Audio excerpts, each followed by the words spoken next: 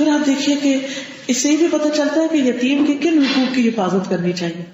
اس میں خاص طور پر ان کے والدین جو مال ان کے لیے چھوڑ کر گئے ہیں اس مال کی حفاظت کرنا. اور پھر وہ مال ان کے حوالے کب کرنا ہے؟ جب وہ بالغ ہو جائیں. اور پھر یہ بھی پتہ چلتا ہے کہ جب وہ بالغ ہو جائیں تو پھر اس کے بعد وہ اپنے مال کو جس طرح چاہیں استعمال کریں، بزنس میں لگائیں یا اور کچھ کریں. اس سے پہلے وہ مال انہیں دینا نہیں چاہیے. مثلاً کئی لوگ یہ کہہ سکتے ہیں نا کہ اچھا کہ تو ماں باپ بہت کچھ چھوڑ کر گئے ہیں تو پھر ہم ان پر کیوں خرچ کریں یا ہم ان کے لیے کیا انتظام کریں، وہ خود ہی اپنا کر لیں. اصل بات یہ نہیں کہ ان کے پاس مال ہے، اصل چیز یہ ہے کہ ان کے پاس وہ ہمت نہیں، صلاحیت نہیں، وہ طاقت نہیں کہ جس کی بنا پر وہ اپنے آپ کو خود لک آفٹر کر سکیں یا اپنے جان کے علاوہ اپنے مال کی حفاظت کر سکیں. تو یتیموں کے لیے جو کرنے والے کام ہیں ان میں سے ایک اہم ترین کام یہ ہے کہ ان کی جان، مال، عزت کی حفاظت بھی کی جائے اور اس کا خیال رکھا جائے. تو اس کے لیے بعض اوقات خاندان والے اپنی مصروفیت کی بنا پر یا خود وہ غریب ہوتے ہیں تو وہ بچوں کا خیال نہیں رکھ سکتے. تو اس لیے اگر اس قسم کے ادارے موجود ہوں تو اس میں نہ صرف یہ کہ ان کی جان بلکہ مال، عزت اور ان کا مستقبل اس طرح محفوظ ہو جاتا ہے کہ ان کو تعلیم اور تربیت کے مواقع بھی ملتے ہیں. بعض اوقات خاندان والے ان کو کھلا پلا تو دیتے ہیں لیکن ان کی تعلیم اور تعلیم سے بھی بڑھ کر ان کی تربیت کا خیال نہیں رکھا جاتا. تو اگر ایسے شیلٹرز موجود ہوں، ایسی جگہ موجود ہوں تو اس میں ان کو ہر طرح کی پروٹیکشن مل جاتی ہے.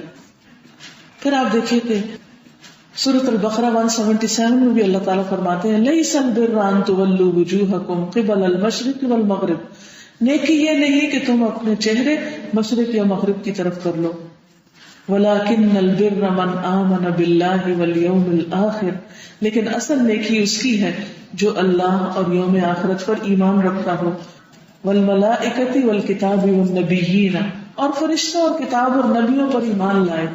اور کیا کرے؟ وآت المال علی حبہ، اور اللہ کی محبت میں مال خرچ کرے، ذوی القربى والیتامى، رشتہ داروں اور یتیموں پر. پھر آپ دیکھ رہے ہیں کہ یتیم ایسے ہیں جیسے next to your relatives, they are kind of your relatives, یعنی رشتہ داروں کے ساتھ ساتھ ان کا خیال رکھیں. کیونکہ انسان اپنی ذات کے بعد اپنے رشتہ داروں کے لیے بہت کیئرنگ ہوتا ہے، ان کا اس کو بہت درد ہوتا ہے، تو ان کو بھی رشتہ داروں کے ساتھ لگا دیے گئے کہ ان کو بھی نہیں بھولنا، ان کا بھی خیال رکھنا ہے، ان کی بھی ذمہ داری تم پر ہے. پھر مسکینوں کا ذکر ہے، اور مسکینوں اور مسافر اور مانگنے والوں کو. تب دیکھیے بیگرز یا جو مانگنے والے ہیں وہ بعد میں آتے ہیں. اور گردنیں چھڑانے میں، غلام آزاد کرنے میں، اور نماز قائم کرے اور زکوٰۃ دے. یہاں بھی آپ دیکھ رہے ہیں کہ نماز اور زکوٰۃ جو اللہ تعالیٰ کے حقوق ہیں ان کا ذکر بعد میں آ رہا ہے. یعنی اس سے بھی اندازہ ہوتا ہے کیونکہ نماز کو فرض ہے، انسان اس فرض کو ادا کر ہی لیتا ہے. لیکن کچھ کام ایسے ہیں کہ جن سے انسان عموماً غفلت برتتا ہے، اور وہ اسی قسم کے کام ہیں کہ یتیموں کے ساتھ ہم کیا کرتے ہیں. اور پھر وہ عہد پورا کرنے والے ہیں جبکہ وہ عہد کریں، خصوصاً جو تنگ دستی اور تکلیف میں اور لڑائی کے وقت صبر کرنے والے ہیں. یہی لوگ ہیں جنہوں نے سچ کہا اور یہی لوگ بچ جانے والے ہیں. یعنی جو آخرت کے عذاب سے، تکلیف سے بچنا چاہتا ہے اس کے لیے ضروری ہے کہ وہ کوئی اس قسم کا کام کرے. اب مثال کے طور پر آپ دیکھیں کہ یہ کوئی ایک دن کا کام نہیں ہے کہ مثلاً آپ نے ایک دفعہ بلڈنگ بنوا دی اور اس میں اپنا حصہ ڈال دیا تو بات ختم. اس کو آپ سمجھے کہ آپ آج اپنے ذہن میں سوچ لیں کہ جب تک ہماری زندگی ہے ہم کوئی نہ کوئی مستقل طور پر ایک کام ایسا کرتے رہیں گے. مثلاً 35 پاؤنڈ مہینے کے ہیں تو روز کا تقریباً 1 پاؤنڈ بنتا ہے. اپنے اوپر آپ کتنے پاؤنڈ ڈیلی خرچ کر دیتے؟ تو اگر اسی میں سے بچت کر کے انسان اگر 30 پاؤنڈ بھی مہینے کے جمع کر لیتا ہے، یہ 2 مہینوں میں ہی اگر وہ اتنے پیسے جمع کر سکتا ہے، اگر اتنا بھی نہیں اس کے پاس توفیق تو سال میں جو کچھ جمع کر سکتا ہے، تو ہر سال اپنی زکوٰۃ کے علاوہ یتیموں کی مد میں الگ سے پیسے نکالتے رہے. اور مثلاً اگر آپ کے پاس الگ سے 35 پاؤنڈ ہے اور آپ کہیں ڈھونڈتے پھریں کہ کدھر دیں یتیم کو، تو آپ کو نہیں پتا چلے گا. بینک اکاؤنٹ سامنے لکھا ہوا ہے، اگر آپ اپنے بینک سے ہی ٹرانسفر کے کہہ دیں تو وہ ساتھ ساتھ منتھلی کٹتے چلے جائیں گے اور ان کا آپ کو پتا چلتا رہے گا کہ وہ بچے کتنے بڑے ہوتے چلے جا رہے ہیں. بعض اوقات ایسا ہوتا ہے کہ ہمارے بچے ہماری بات نہیں مانتے، نافرمان ہوتے ہیں یا تنگ کرتے ہیں یا کھاتے نہیں ہیں، یہ کوئی بھی مسئلہ ہوتا ہے. تو میرے استاد ہمیشہ کہتے تھے کہ آپ یتیم کے بچے کو، آپ غریب کے بچے کو کھلائیں آپ کا بچہ کھانے لگے گا. آپ اس کے بچے کا خیال کریں, اللہ تعالیٰ آپ کے بچے کا خیال کرے گا. اگر ہم چاہتے ہیں کہ ہمارے بچے یتیم نہ ہو, اگر ہم چاہتے ہیں کہ ہمارے بچوں کا کوئی خیال رکھے, تو پھر ہمارا فرض بنتا ہے کہ ہم بغیر کسی پر دنیا میں احسان جتائے اللہ کی خاطر ان بچوں کا خیال رکھیں. لیکن یہ کام ہے مشکل. قرآن پاک میں اس کو مشکل قرار دیا گیا ہے. کیوں؟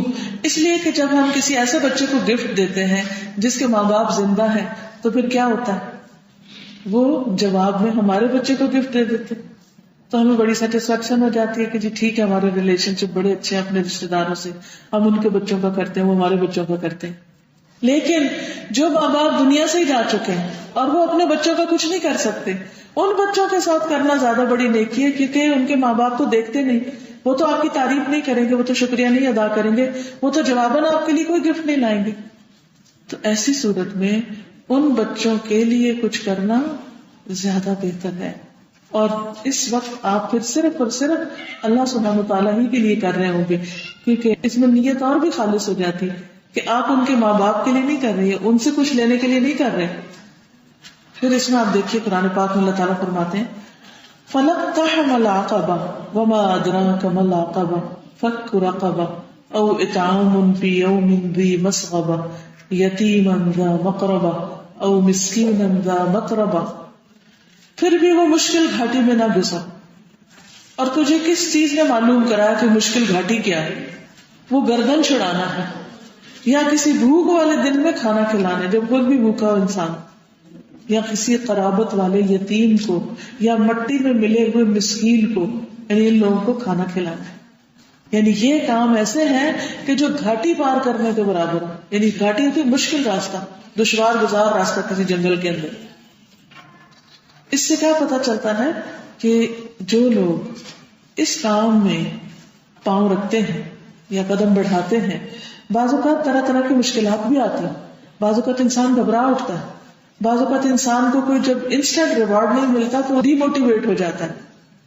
ہم انسانوں کی کمزوری کیا ہے کہ جب ہم کوئی کام کریں اور ہمیں کوئی شاباش دے دے, ہمارا کوئی شکریہ ادا کر دے, تو ہمیں اور موٹیویشن ہو جاتی. لیکن اگر کوئی نہ کرے تو سیلف موٹیویٹڈ نہیں ہوتے. ہم سوچتے ہیں کہ ہمیں کیا ملے گا, کیا حاصل ہوگا, تو اس کے نتیجے میں پھر انسان اس نیکی کے کام کو بھول جاتا ہے. لیکن جو شخص اللہ سبحانہ و تعالیٰ کے لیے کرنے والا ہو وہ کبھی بھی پھر پیچھے نہیں رہتا. اسی لیے ہم دیکھتے ہیں کہ اگرچہ وراثت کے مال میں یتیموں کا حصہ نہیں ہے, لیکن وراثت کا مال تقسیم کرتے ہوئے بھی یتیموں کو کچھ دینا دلانا چاہیے. قرآن پاک میں اللہ تعالیٰ فرماتے سورۃ النساء کی آیت نمبر 1 میں وَإِذَا حَضَرَ الْقِسْمَةَ أُولُو الْقُرْبَى وَالْيَتَامَى وَالْمَسَاكِينُ فَارْزُقُوهُم مِّنْهُ وَقُولُوا لَهُمْ قَوْلًا مَّعْرُوفًا. اور جب تقسیم کے وقت قرابت والے اور یتیم اور مسکین حاضر ہوں تو ان میں سے انہیں بھی کچھ دے دو اور ان سے اچھی طرح بات کرو. یعنی تم سب لوگ مال تقسیم کر رہے ہیں تو پھر صرف اپنے لیے نہیں رکھو. وہ بچے آئے کھڑے ہیں, دیکھ رہے ہیں کہ یہاں کیا ہو رہا ہے. عموماً کیا ہوتا ہے کہ جب خاندانوں میں کوئی ڈیتھ ہو جاتی ہے, سب لوگ اکٹھے ہوتے ہیں, تو اس میں مختلف طرح کے سین نظر آتے ہیں. ایسے میں جب خصوصاً گاؤں دیہات وغیرہ میں یا ایسے علاقوں میں جہاں پر لوگوں کا فریکوینٹلی آنا جانا لگا رہتا ہے, گھر میں کچھ پک رہا ہو تو وہ آ جاتے ہیں, کوئی تقسیم ہو رہا تو آ جاتے ہیں, کوئی شادی بیاہ ہو رہی ہے تو بغیر بلائے آ جاتے ہیں, کیونکہ ان کے ماں باپ تو نہیں ہوتے نا سر پہ جو انہیں روکے کہ نہیں ادھر نہیں جانا, ادھر نہیں جانا, یہ نہیں کرنا, وہ نہیں کرنا. تو پھر ماں باپ ہوتے ہیں تو پکڑ کے بھی لے جاتے ہیں کہ نہیں یہاں نہیں آنا. لیکن یتیم بچے تو ان کو تو نہیں اتنی سمجھ. تو اگر وہ دیکھ رہے ہو تو ایسی صورت میں کیا کرو, ان کو بھی اس میں سے کچھ دو. یعنی کہ وراثت کے مال میں سے بھی کچھ دے دو, اپنا حق لے کے اس میں سے نکالو یا سب کا ملا کے اس میں سے کچھ حصہ ان کو بھی دے دو. پھر اسی طرح مال غنیمت میں بھی ان کا حق رکھا گیا ہے. سورۃ الانفال آیت 41 میں اللہ تعالیٰ فرماتے ہیں وَاعْلَمُوا أَنَّمَا غَنِمْتُم مِّن شَيْءٍ فَأَنَّ لِلَّهِ خُمُسَهُ وَلِلرَّسُولِ وَلِذِي الْقُرْبَى وَالْيَتَامَى وَالْمَسَاكِينِ وَابْنِ السَّبِيلِ إِن كُنتُمْ آمَنتُم بِاللَّهِ وَمَا أَنزَلْنَا عَلَىٰ عَبْدِنَا يَوْمَ الْفُرْقَانِ يَوْمَ الْتَقَى الْجَمْعَانِ وَاللَّهُ عَلَىٰ كُلِّ شَيْءٍ قَدِيرٌ. اور جان لو کہ بے شک تم جو کچھ بھی غنیمت حاصل کرو تو بے شک اس کا 5واں حصہ اللہ کے لیے اور اس کے رسول کے لیے ہے, اور قرابت دار اور یتیموں کے لیے ہے, اور مسکینوں اور مسافر کے لیے بھی. یہاں بھی آپ دیکھیں قرابت داروں رشتہ داروں کے ساتھ ہی یتیم کا ذکر کیا گیا ہے. اگر تم اللہ پر اور اس چیز پر ایمان لائے ہو جو ہم نے اپنے بندے پر فیصلے کے دن نازل کی، جس دن دو جماعتیں آمنے سامنے ہوئی، یعنی جنگ بدر کی طرف اشارہ، اور اللہ تعالیٰ ہر چیز پر پوری قدرت رکھنے والا ہے، یعنی جو مال تمہارے پاس ہے اس کا بھی اصل مالک اللہ ہے، اور جو کچھ تمہیں ملتا ہے وہ بھی اللہ کے اذن سے ہی ملتا ہے، اس لیے اللہ کے بندوں کا حق مت بھولو. نبی صلی اللہ علیہ وسلم نے یتیم کی پرورش کا بے پناہ اجر بتایا. اب قابل غور ہے الفاظ. نبی صلی اللہ علیہ وسلم نے فرمایا اپنے یا کسی دوسرے کے یتیم بچے کی پرورش کرنے والا، یعنی خاندان کا ہے یا غیر کا ہے، ان کی پرورش کرنے والا، میں اور وہ جنت میں اس طرح ہوں گے بشرطے کہ وہ اللہ سے ڈرتا ہو. اور امام مالک نے شہادت والی انگلی اور درمیان کی انگلی سے اشارہ کیا، یعنی بالکل ساتھ ساتھ ہوں گے، قریب ہوں گے. اللہ سبحانہ و تعالیٰ اتنی عزت بخشے گا اس شخص کو جو یتیم کے حقوق کا خیال رکھے گا.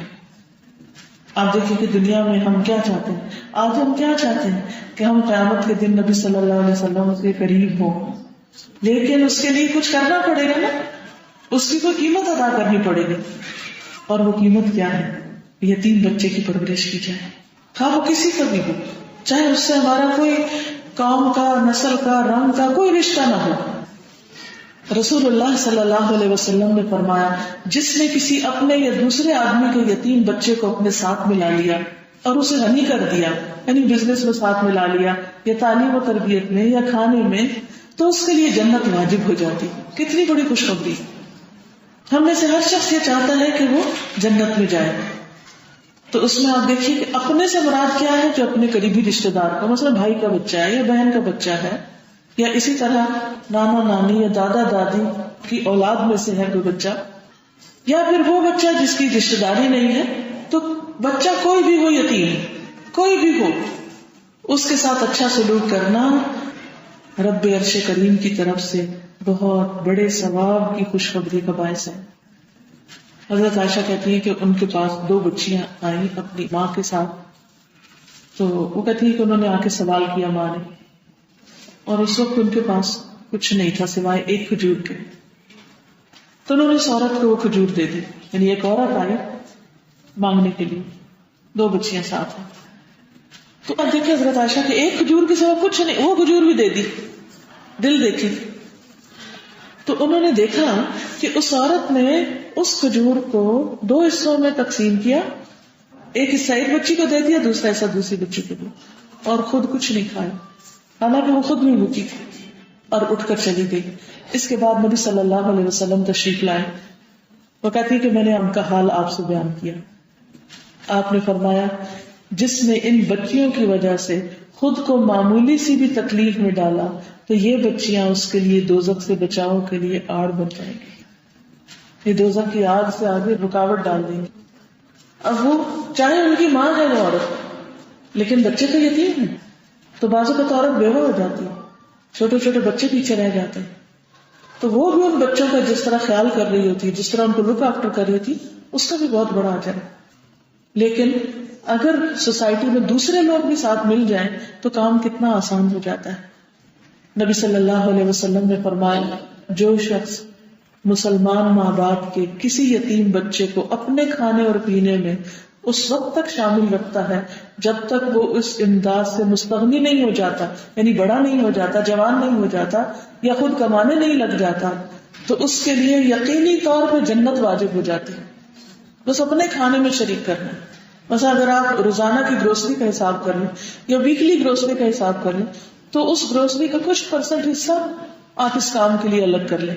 اس کو مہینے کا حساب کر لیں، 6 کا کر لیں، سال کا کر لیں، اور اس کو آپ سمجھیں اس نیت کے ساتھ کہ ہم اس کو اپنے کھانے میں شریک کر رہے ہیں، یہ ان کے کھانے پینے کے لیے. پھر اسی طرح نبی صلی اللہ علیہ وسلم نے فرمایا یہ مال و دولت بھی ایک خوشگوار سبزہ ہے. آج کل آپ دیکھیں نا باہر آ رہی ہے، ہر طرف گرینری ہو رہی ہے، تو دیکھ کے کتنا دل خوش ہوتا ہے. فرمایا کہ یہ مال و دولت بھی اسی طرح کا سبزہ ہے، دیکھ کے دل خوش ہوتا ہے انسان کا. جو اس کے پاس مال آتا ہے، اس کا کاروبار بڑھتا ہے، تو اس کو بڑا مزہ آتا ہے دیکھ کے. اور مسلمان کا وہ مال کتنا عمدہ ہے جو مسکین، یتیم اور مسافر کو دیا جائے. یعنی ٹھیک ہے جب مال تمہارے پاس آتا ہے تو بھی تمہیں بڑا اچھا لگتا ہے، لیکن اگر اس مال کا کچھ حصہ تم ان پر خرچ کر دو اس پر بھی بہت بڑا اجر ہے. نبی صلی اللہ علیہ وسلم نے فرمایا بیوہ اور مسکین کے لیے دوڑ دھوپ کرنے والا ایسا ہے جیسا کہ اللہ کے راستے میں جہاد کرنے والا، جیسا وہ نمازی جو نماز سے تھکتا نہیں، جیسا وہ روزے دار جو روزے سے کبھی ناغہ نہیں کرتا. کتنی بڑی بات ہے. یعنی جو شخص بیوہ اور مسکین کے لیے دوڑ دھوپ کرے وہ اللہ کے راستے میں ہے، اور اس کا اجر ایسا ہے جیسے کوئی شخص نمازیں پڑھے تو پڑھتا ہی چلا جائے، سارا دن نماز پڑھے، ساری رات نماز پڑھے اور پڑھ کے بھی نہ تھکے اور نہ رکے. اور جو شخص ہر روز روزہ رکھ لے، روزہ رکھ کے نہ تھکے، اتنا بڑا اجر. اب آپ دیکھیں کہ ہم میں سے کس کے پاس اتنا وقت ہے؟ ہمارے پاس تو اتنا وقت نہیں کہ ہم فرض نمازیں پڑھ سکیں. یہاں کی جابز اور یہاں کے طور طریقے تو آپ کو معلوم ہے کہ لوگ اپنے دین کو کمپرومائز کر کے اپنی دنیا کمانے میں لگے ہوئے، حالانکہ نماز کو وقت کی پابندی کے ساتھ فرض ہے. بہرحال یہ تو ایک الگ ایشو ہے. تو آپ دیکھیے کہ جس ملک میں رہتے ہوئے انسان اپنی فرض نمازیں پوری نہیں کر پاتا، اور پھر راتیں اتنی چھوٹی ہیں کہ اگر راتوں کو قیام کرنا شروع کرے تو سونے کے لیے رات کا کچھ حصہ نہ بچے، اور دن کے روزے اتنے لمبے ہیں کہ سوچ کے بھی ڈر لگے. تو پھر وہاں پر اگر اللہ نے آپ کو دوسری فیسلٹی دی ہے تو مال دے کر اس نیکی میں شریک ہو جائیں کہ وہ ایسا نماز پڑھنے والا ہے جو نماز پڑھ کے تھکتا ہی نہیں، پڑھتا ہی جا رہا ہے، اور ایسا روزے رکھنے والا جو روزے ہی رکھ رہا ہے. تو ایسی صورت میں کیا کرنا چاہیے؟ اپنے مال کا کچھ حصہ اس کام میں لگا دینا چاہیے.